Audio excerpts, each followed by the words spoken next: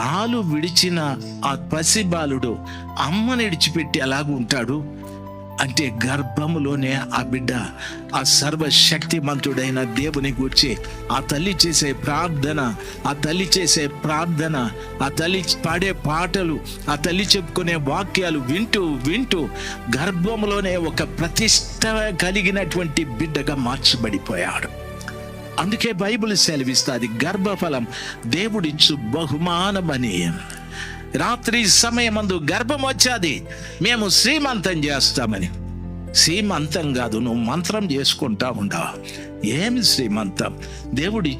దేవుడిచ్చిన బహుమానానికి కృతజ్ఞతగా దేవుని ఎదుట మంచిగా బతుకు.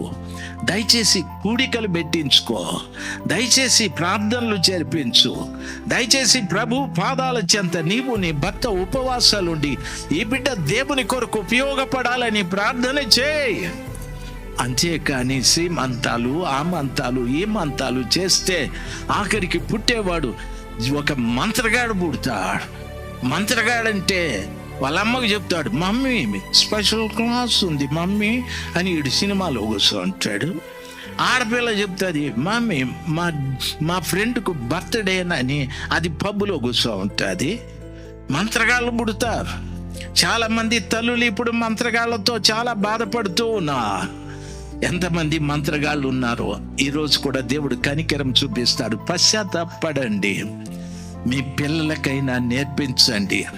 నీ గర్భంలో బిడ్డ ఉన్నప్పుడు నీ మాటలు సరిగా లేవు.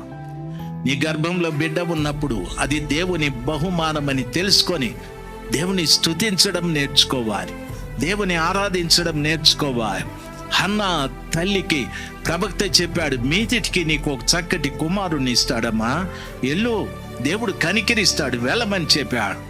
వెళ్ళిన దినము నుండి దేవుని బాగా ఆరాధించారు, దేవుని స్తుతించారు. బైబిల్ సెలవిస్తారు, పాలు మరిచిన తరువాత బిడ్డను తీసుకెళ్ళి సమూయేలుని తీసుకెళ్ళి ఏలీ దగ్గర నిలబెట్టి, అయ్యా ఈ దినమున వీణ్ణి నేను దేవునికి ప్రతిష్ఠిస్తున్నా, ఇతడు ఈ రోజు నుండి ఇక్కడే ఉంటాడని చెప్పాడు.